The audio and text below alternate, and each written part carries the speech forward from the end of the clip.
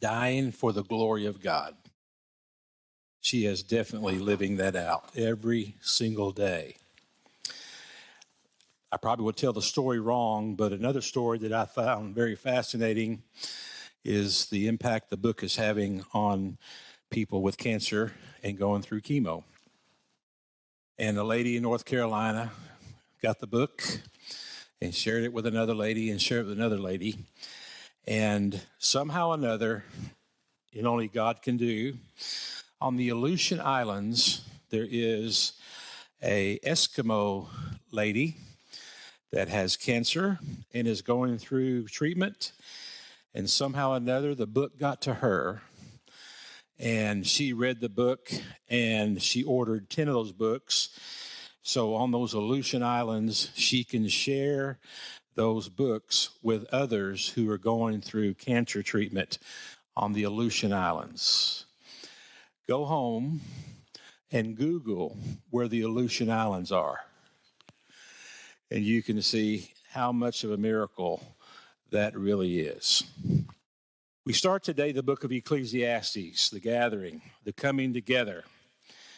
Solomon, David's son, king, followed David's footsteps, king of Israel, king of Judah, reigned in Jerusalem, prayed for wisdom, got wisdom, and he gave us the book of Ecclesiastes, and we're going to go through the book of Ecclesiastes, verse by verse, chapter by chapter, the next several weeks, and see what the Lord has in store for us. I'm going to be using the New Living Translation because the New Living Translation is written on a 6th grade level. That's more for me than for you, I'm sure. I usually use the English Standard Version, and it was written on the 11th grade level, and so I use that sometimes. And the reason why I don't use the King James Version is because it's a PhD in Shakespeare, and I ain't got one. So it's really difficult for me. And so we'll be using the New Living Translation the next several Sundays. As we go through the book of Ecclesiastes, if you go through it without a reference point, without an understanding of the end, it is very depressing, very frustrating, very difficult. It looks like there is no hope. It looks like in times that nothing matters in life, that all we do is merely exist and then we die. And of course, we know from Scripture that is not the case. So we need to, before we begin every chapter, we're going to talk about Ecclesiastes 12, verses 13 and 14. And we're going to end with Ecclesiastes 12, verses 13 and 14, because I don't want to leave you harassed and depressed, despondent, but to find that life is more than merely existing. At the end of the matter, verse 13, at the end of the matter, in the New Living Translation, it says, that's the whole story. Here now is my final conclusion. So the end of the matter or my final conclusion. And this is the answer to the ongoing discussion that Solomon has about some of the aspects of life. And he says, fear God, obey his commands, for this is everyone's duty. So the answer to the questions of life is fearing God and obeying his commands. He said it's everybody's duty. Fearing God is having respect for God. It's having loyalty for God. It's being devoted to God. It's to be in awe of God. It's to have the highest degree of respect that we have for anything we are to have for God. It means that we are more concerned with pleasing him than pleasing ourselves or anybody else. It means that when it all boils down at the end of the day, what matters most is what we have done for the Lord and how we followed through in being his children. And when we fear God and obey his commands, That's where meaning for life comes. And he says in verse 14, the nitty-gritty of everything, and at the end of the day, something that we need to keep in mind, and we need to keep very, very close to our heart. God will judge us for everything we do, including every secret thing, whether good or bad. So we must keep this in mind as we go through each chapter and take a look and see what Solomon wrestled with. And I'm sure most of these things, all of us have wrestled with, and probably more factual, we're still wrestling with it. And we're going to wrestle with all these things.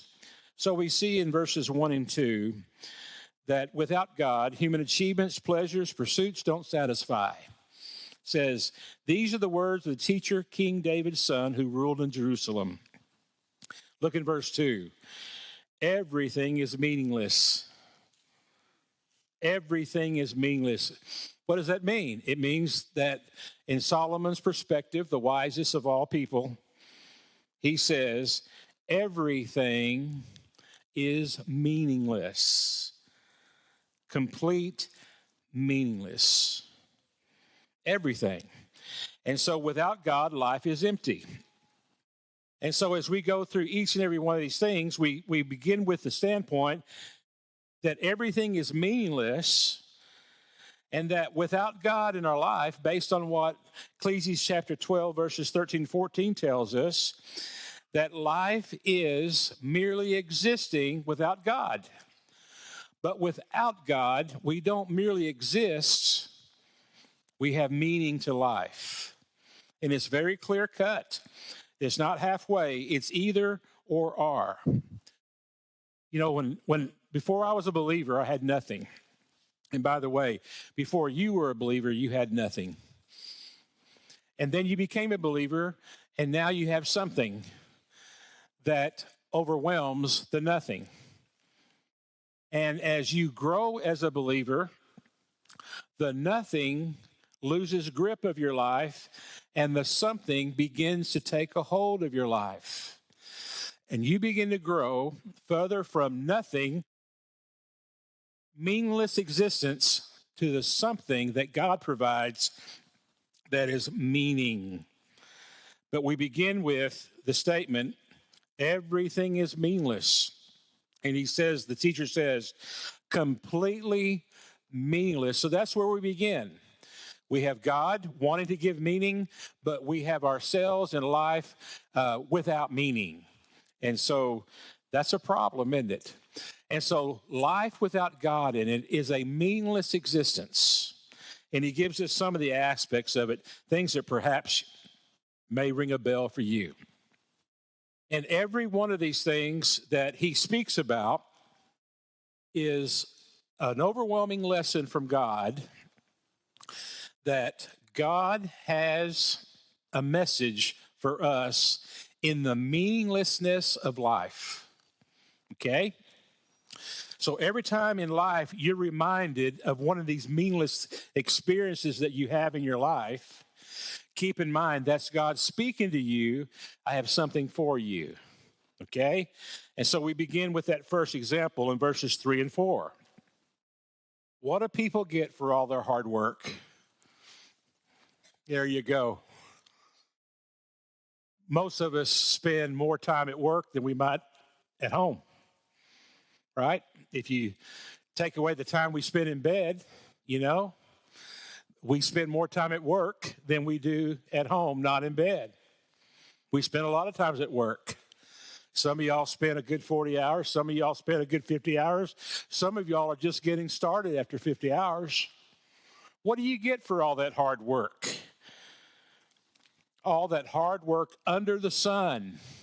Solomon speaks about the under the sun thing a lot. He must have really had a problem with the heat. What do people get for all the hard work under the sun? Generations come and generations go, but the earth never changes. And so people are out there, Solomon says, working hard, putting all their effort into their work. Day after day, they labor, they toil, they struggle with their work. And then after all their work is done, they look back and they see more work to do, or they see that others have come and have not respected their work. And all of us are going to experience that. Generations come and generations go. You work and work and work, and then generations come and generations go, but the earth never changes. Meaningless, he says. He says all of our hard work is meaningless. I got a kick out of the financial office down the road here that says on their sign this week, love your job. And knowing I was going to be talking about this, I went, how many people really love their job? Right? Love your. Now, a money man probably would say, y'all love your job and bring me money so I can invest it and make a little money off you, right? And so I get that part, right? But love your job. Love your job. Here's the deal.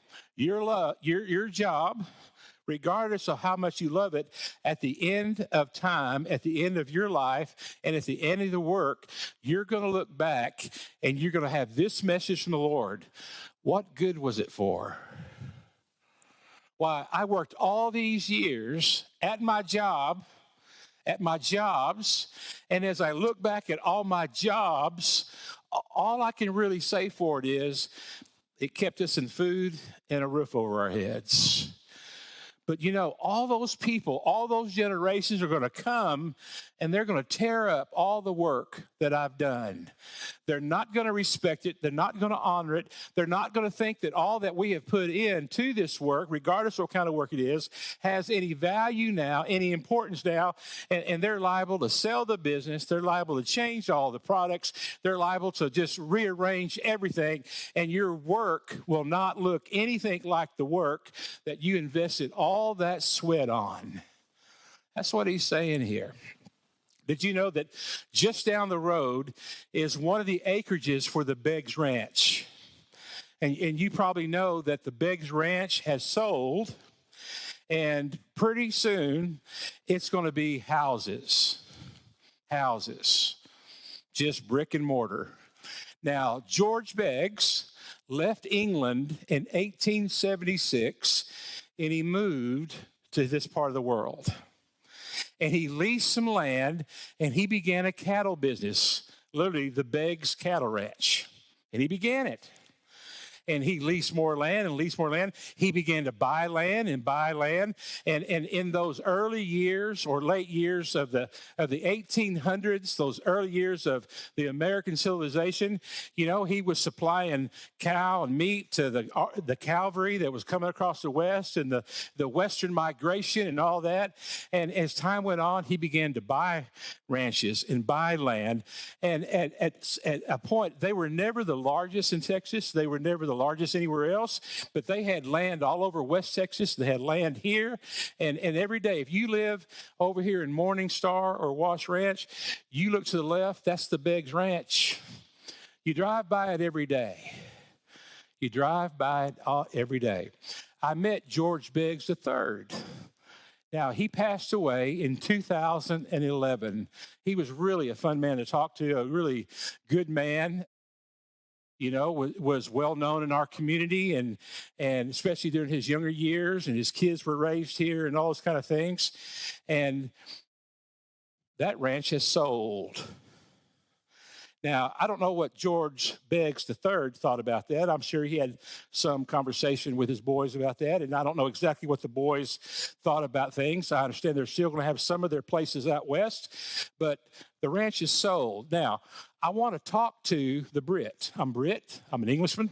So I want to talk to him. We can probably talk the same language, sit down with, toad in the hoe and have a good conversation. And I want to know, Mr. Beggs, you worked really hard in building that ranch, didn't you? You put a lot of hard work into it. Yeah.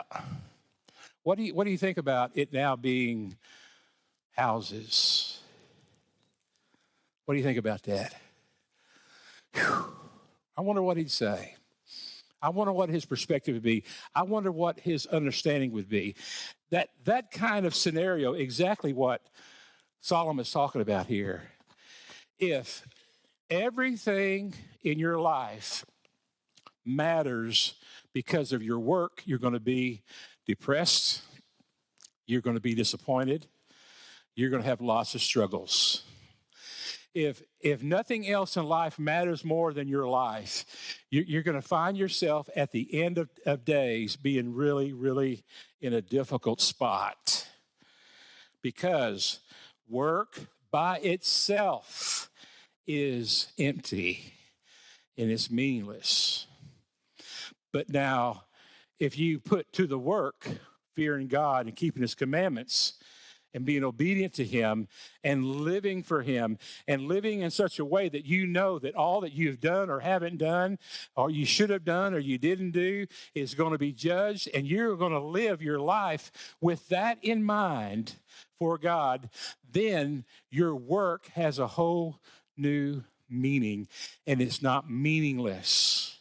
Now, you can do a meaningless job. You can say that your job has no cultural relevance other than making a paycheck. But as you're there, as you relate with people, as you work with people that buy your stuff, whatever your work is, and you are living for the Lord, then your job is no longer meaningless. And there's value to it, and there's importance, and you may see that God has you in what you believe to be a meaningless job for a greater purpose. For a greater purpose. So, if it's only about the work, if it's only about success, if it's only about building wealth, if it's only about recognition, you will be left empty. And generation will come and go, and everything you have worked for may be no more. So that's something to think about. Meaningless, he says. It says there, what do people get from all their hard work under the sun? Generations come and generations go, but the earth never changes. And then the next one is in verses 5 through 7. Man, I thought a lot about this one this past week because we got away a little bit. The endless repetitions of life. Look in verse 5. The sun rises and the sun sets, then hurries around to rise again. He really is. He could have wrote some country western songs. The sun rises and the sun sets, then hurries around to rise again. The wind blows south and then turns north. Sometimes here we have that happen the same day, over and over. The endless repetition of the wind blowing from the south and then turning to the north. We had that happen on Saturday. Around and around it goes, blowing in circles. Rivers run into the sea, but the sea is never full. Rivers run into the sea, but the sea is never full. That big waterfall at Yellowstone National Park, you know what I thought about when I stood there and watched, what is it? That snapshot is thousands of gallons, that blink of the eye, thousands of gallons. It's the most unbelievable amount of water coming over that rock. It's wide. You know, to me, it was greater even than the Niagara Falls, and I got to see that too. That's a lot of water coming across there. And at night and day, you wake up in the morning, you go, and sure enough, that water's still coming. You know, you go, it's still coming. Whoop, it's still there. I mean, surely it's got to dry up some point, right? No, it never runs out. It just keeps on coming and coming. Rivers run to the sea, and the sea is never full. Then the water returns again to the rivers and flows out again to the sea. That water cycle, condensation, fills up in the air, gets heavy up there, rains, runs through the streams, the creeks, finally into the Mississippi, down to the ocean. And then it just repeats itself, and it goes over and over and over. He's describing here that life is like that. It's an endless battle of repetition. Repetition. The great theologian Paul McCartney understood this. He says, woke up, fell out of bed, dragged a comb across my head, found my way downstairs and drank a cup. And looking up, I noticed I was late. Found my coat and grabbed my hat. Made the bus in seconds flat. Found my way upstairs and had a smoke. And somebody spoke, and I went into a dream. Paul McCartney is telling us that life is an endless series of repetitions. You do the same old thing every single week. Even if your work or your life is really, has a lot of variety to it, in the varieties, if you take them all together, it's still the same thing. I wake up on Monday morning. I go to the Bible study. I come home. I take a bath. I come to the church. I have staff meetings. Have a staff meeting. And then we do the podcast. And then after that, I go get a bite to eat. And then whatever needs to be done, I get to work on it. I come back Monday night for the Bible study. Every single Monday is just the same. Now, I enjoy those things, but those things by themselves is a beating. It's doing the same thing over and over and over. I wake up on Tuesday morning and I start the sermon preparation really hard, really get into it more than this idea. I look on this, I look at this book, look at this website, do all these things. And then whatever's taking place on Tuesday, I'll take care of that. It may be in a month of Tuesdays, all those things that I'm going to do are different, but they become the same. Over and over and over and over. It's the same cotton picking thing. And you know what? Sunday comes every week. Every week Sunday comes. I enjoy Sunday. Sunday's a great deal for me. I like to do what I'm doing. Right now, I like this. I like to present spiritual truth. I enjoy it. It floats my boat.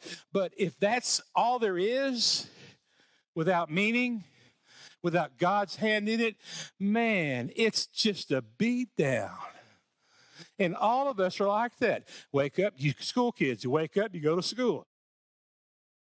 If you're in the band, you practice. On the football team, you practice. On the tennis team, you practice. If you're in the debate club, you debate.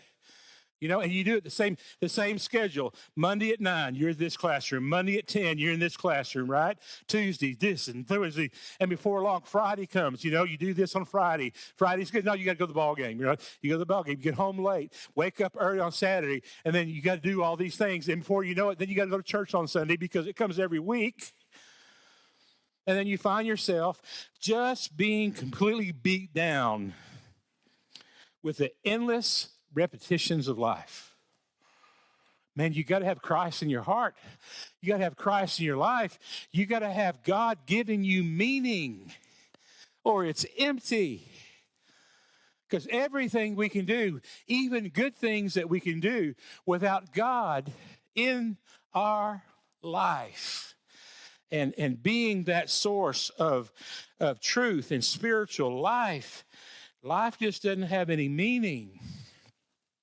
And I said, we got away, went to the Cherokee National Holiday in North Carolina, in Tahlequah, Oklahoma. And it was good to be there. It's fun. But even a vacation, if this is all I did every day, it would be such a beating, right? I mean, people talk about, are you going to retire one day? I'm going, man, I watched my dad retire. I don't know. I've watched other guys retire. What'd you do? I play golf every day. You want to beat me with a club? Make me play golf every day. What my favorite thing to do is fish. I don't think I can fish every day. I think it'd get old. It's like catching sand bass. You catch one, they're just no fun. It's like catching a goldfish out of a deal. They don't fight or nothing. You just take them out. Go find the black bass so you can have some fun, because you may not catch them because you got to set the hook, and Lee's not very good at that. Little challenge. But whatever you do over and over and over, it's going to become a beating to you, even a vacation. And so the getting away part for the vacation for me is this: it's doing something different. Not every day do I get to see my wife out there dancing at the powwow. It was awesome. Check that chick out there. Oh, yeah, she's out there doing, look at her go. I enjoyed the hound out of that. That didn't happen not very often. It's a break in the monotony. It's a break in the repetition. It's going to different places, eating a different place. If we did those exact same things in 2 weeks, I'd be done. Solomon, I'm finished. No more. I give up. I give in. No more vacations for me. Endless repetition. Man, it'll wear you out. One of the best things about God is the source of energy to help us defeat endless repetition. Without God, it's just getting up and going to work again. Woke up, fell out of bed, dragged a comb across my head. Made my way downstairs and had a cup. And looking up, I noticed I was late. Grabbed my coat, got my hat, made the bus in second flat. Went upstairs and had a smoke. You know what the original word was? Went upstairs and had a toke. Because there's no way you can survive a life without God without a toke. That's what I think. But it's smoke. I'm sure Paul McCartney knew it to be smoke. I mean, that's why people smoke marijuana. Y'all know that, right? Because God's not in their life. And man, the endless repetition is unbearable. And someone spoke to him, and he went into a dream. Escapism. Now, when you think, man, I can't stand another day of there's endless repetition, that's God speaking to you. When you hear somebody at work said, I just don't know, I got 5 more years to retire, I don't know if I can make it, what a great opportunity you got to share with them. Let me tell you what Ecclesiastes says. That you are going to really struggle with the endless repetition, but when God is in your life, he gives you what you need to handle the endless repetition, because it's no longer endless repetition, it's living with him in your life. You can make 5 more years if God's in your life. You can do it. You can hang on. Matter of fact, you may keep on working, because God is going to open up doors that he's not opening now because you're not devoted to him. Endless repetition. We all deal with it. We all got, look in verse 8. Desires are never satisfied. Everything is wearisome beyond description. That's good, isn't it? It just beating me up, beating me down. I can't make heads or tails anymore. No matter how much we see, we are never satisfied. No matter how much we hear, we are never content. No matter how much we see, we're not satisfied. And no matter how much we hear, we're not content. There are 2 books written for us. There's a book, the Bible. The Bible introduces us to God. The Bible teaches us what God is like. The Bible gives us all the information we have to live by faith and experience him. The second book is nature. Nature. General revelation. We've got the scriptures and we've got nature to look at. Boy, we take them both for granted. By and large, you took a survey of everybody, we're taking the Bible and we're taking nature for granted. Did you know that in Oahu, Hawaii, there are depressed people? You ever think about that? They have psychiatrists in Hawaii that have full calendars. You know why? Because people in Hawaii are depressed. How many? I don't know, but enough to keep the office going. You go home and you Google it. You look at psychiatrists, counselors in Honolulu, Hawaii. How many? Well, there's a bunch. There's a list of them. How in the world can anyone be depressed in Hawaii? How can you be depressed? Walk outside, knucklehead. Go down to that beach. Have a look at that water. That's what we Texans do. If we ever get to go to Hawaii, we go, that's the most fantastic thing there is. If you're going to be depressed as a Texan and you go to Hawaii and that depression just leaves you. If you're there for a week, you see Hawaii. It's unbelievable. The water's beautiful. It's gorgeous. I mean, it's spectacular. It's unbelievable. Did you know that in Sipi Falls, Uganda, there are people who are miserable? For the life of me, I don't understand that. I've been to Sipi Falls. You stay there at Sipi Falls, and it's the Garden of Eden. There's every kind of flower growing. There's every kind of vegetation. It's all green year long, and there's this huge waterfall. And the water just coming over the top of something up there. There's a big lake up there or something, and that water just coming out, and it goes and it crashes the ground, and you sit there on this bench, and you just watch it all day, and you think, this is the most unbelievable thing there is. But there are people who are so discouraged with life that see that every single day. Solomon says, our needs are unmet because of life being meaningless, that you see things and you're never satisfied, right? For a few days it works, but I guess that if you lived in Hawaii, you begin to take for granted. If you lived at Sipi Falls, I guess you begin to take that for granted. Life is meaningless. What you see, what your desires are never satisfied. And what you hear. With all the technology we have today, you can hear the Eagles every single day. I do. I listen to the Eagles every single day. I got to get my fix. I got to, for the long run, I got to hear it. I got to have, are you running down the road trying to loosen my load? Got 7 women on my mind. 4 that want to stone me, 3 that want to throw me. 1 says she's a friend of mine. I got to take it easy. Every single day. I go to Hotel California every single day.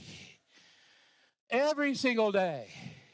The greatest song ever written. The greatest song. All alone at the end of the evening with a bright. Take it to the limit. And I'll listen to it. And if someone will call me right during that, when I'm listening to it, I'll just hang up because I got to hear the final ooh-ee-oohs at the end. And let's go. It's awesome. It's great. It's the best. It is the best music that's ever been done right here in good old USA. In the 1970s, those of us who became teenagers in the 70s and lived it up, such irresponsibility. Man, it was awesome. And I still listen to the Eagles. I love the Eagles. I've been to an Eagles concert 3 times, and I'll go 4 if any of y'all. I ain't paying $250 for a ticket, but if you will, I'll go and enjoy it. The Eagles. I mean, you can hear the Eagles and not be content. That's true, isn't it? That is true. I enjoy the Eagles. It is great, but honestly, it hadn't been enough to really deal with real sorrow in my life. It wasn't enough. I mean, I can be depressed and listen to Take It to the Limit, and I'm still depressed. If lost a loved one, just left a funeral, discouraged, despondent, bewildered, or whatever it might be. Doesn't take the place of God. What you see doesn't take the place of God, no matter if it's in Hawaii or Sipi Falls. What you hear doesn't take the place of God, no matter how great it is, as the Eagles are. Don Henley, God bless you. I don't think you're saved, but I'm hoping we get to hear your jams in heaven. I think Jesus would say, let's bring Don up for a few numbers, can we? That's probably not good theology. And as quick as we can, not to run out of time, look at verses 9 and 10. History merely repeats itself. It has all been done before. Nothing under the sun is truly new. Sometimes people say, here is something new, but actually it's old. Nothing is ever truly new. We're living in the age of new, but nothing really is truly new. Did you know that cars are better now than they've ever been? Did you know that? You say, no, they're not better, Bob, gosh. No,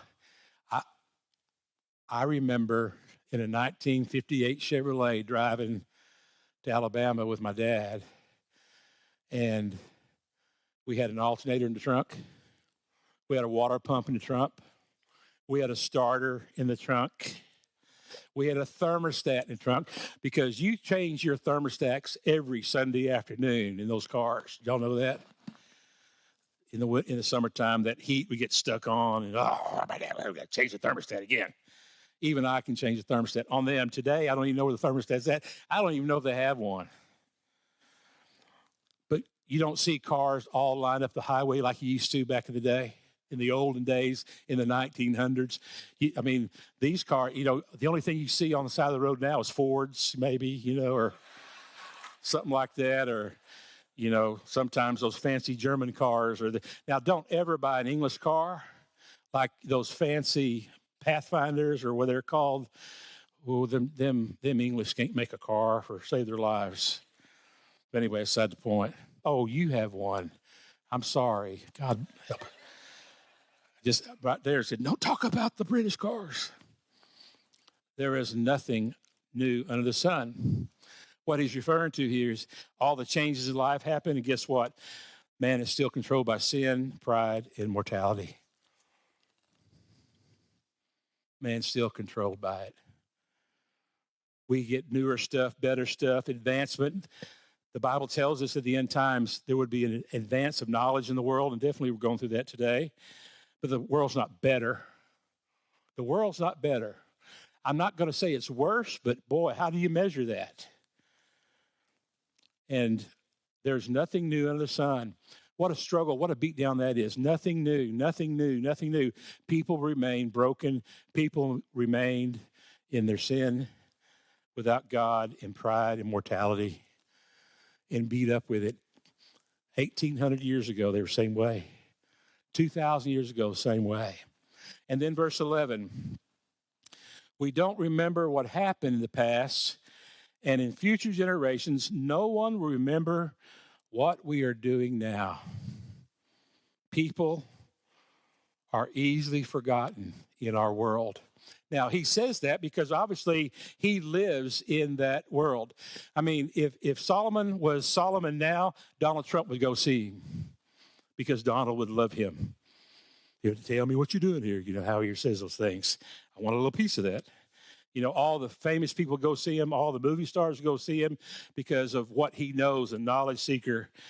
And Solomon wanted to be known. Solomon wanted to be somebody. Solomon wanted to be the best. He wanted to be the greatest king that ever lived. He wanted everybody to adore him. And look what Solomon found out. He found out that when you die, people are going to forget about you very, very quickly. It may not even be a month, and people are going to forget about you. That's what Solomon says there. For instance, who's the richest man in the world today? Elon Musk. Yeah. He got a lot of buck, doesn't he? Whew. He don't even know how much money he's got. You know who the richest man in the world was 100 years ago? John Rockefeller. So, do you know who the richest man in the world was 200 years ago? Anybody got a wild guess? Phyllis Diller? Did you say Phyllis Diller? No. No, not Phyllis. She lived 200 years ago. Anybody know? Mayan Rothschild, 200 years ago, was the richest man in the world, made his fortune through banking. John Rockefeller made it through oil. And Elon, I don't know what all he does. He's got a lot of money. An agnostic, a Baptist, and a Jew are the three richest people of the last 200 years. agnostic. Elon Rockefeller was a Baptist, and Rothschild was a Jew. But you knew that by Rothschild. There's a little candy, a little chocolate candy called a Rothschild. You ever seen that? Pretty good. I don't know if it's about him or not. You ever thought about your life, how long they'll remember you? Seriously, think about it a little bit. Acquaintances, a week, maybe. A close friend, a month, maybe. Did I go to their funeral? Lee, you did their funeral. Oh, gosh, it's getting bad. Where was that funeral at? Was it hot or cold? That's sometimes how I remember things now. Was I sweating in that suit or not? Yeah, you were sweating. It was coming off your hams pretty good. All right, I figure I've got 2 Sundays of remembrance coming. When I die, you may or may not come to my funeral. It depends on what day of the week it is. It depends on the weather. It depends on what your job's doing. It depends on whether or not you've been offered to go eat somewhere. And you might come to my funeral. The first Sunday you come back to church after that, you're going to go, you know, I kind of expected Lee to be there, but he wasn't there. But it's all right, wasn't it? Yeah, it's all right. We'll miss old Lee. The second Sunday you come back, you're going to go, yeah, it's different without Lee. Not sure it's not better, but it's different. And the third week comes around, and you know what the number one thing on your mind is? What's for lunch? And old Lee has never even been consideration, a conversation. Now you think, well, you're just being demeaning to yourself. No, I'm being real to you. If I live for being recommended, I'm going to be sorely disappointed when I go to heaven and watch y'all's church services. And I can look into your mind. If you live to be remembered, you're going to be depressed. If you live to be remembered, you are going to live a failure. Did you know that? I mean, none of us in here are going to make history probably for large numbers of people to remember us. Matter of fact, outside of our immediate family, most people are not going to remember us. So don't live for other people to remember you. Don't have that striving for that. It's empty. Only what's done for the Lord Jesus will ever fully matter. And so if you're living your life apart from what God wants for you, that's a mistake. Solomon says you're really messing up. You're really messing up. And he says here in 12 through 18, we'll finish with this. The teacher was king of Israel, and I lived in Jerusalem. I devoted myself to search for understanding and to explore by wisdom everything being done under heaven. I soon discovered that God has dealt a tragic existence to the human race. I observed everything going on under the sun. There he is again. And really, it is all meaningless. Like chasing the wind. A good exercise for your kids today. Tell them to go chase the wind. Find out where it started at. Watch the road. What is wrong cannot be made right. What is missing cannot be recovered. What is crooked cannot be made straight. That's what he sees. You're always going to have corrupt politicians. You're always going to have faulty politicians. You're always going to have school boards that are messed up. You're always going to have the owner of your football team that can't make a good decision. You're always going to have that. You're always going to be disappointed on a Saturday or Sunday. You may not be this week or next week, but it's coming. It's coming. You may have a big day yesterday, but it's coming. It's just the way it is. What is wrong cannot be made right. What is missing cannot be recovered. I said to myself, look, I am wiser than any of the kings who ruled in Jerusalem before me. I have made greater wisdom and knowledge than any of them. So I set to learn everything from wisdom to madness and folly. But I learned firsthand that pursuing all this is like chasing the wind. The greater my wisdom, the greater my grief. That'll set it well, won't it? It'll take a while to let that sink in. The greater my wisdom, the greater my grief. The more I understood, the more sorrow I experienced. To increase knowledge only increases sorrow. So those boys at MIT with that PhD without God are in line to be the most miserable people that's ever lived. They got lots of wisdom, lots of smarts, more smarts than me. But without God, I got the upper hand. Because not only do I not understand, I don't want to understand. And I know that what I have found, the something that I have found in God is far better than the nothing that's in this world.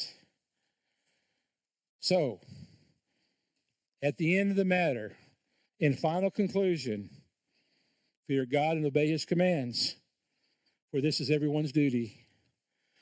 God will judge us for everything we do, including every secret thing, whether good or bad. Life only has meaning when God is in it. May your will be done in our lives, Lord. In Jesus' name, amen. Ushers, please come forward.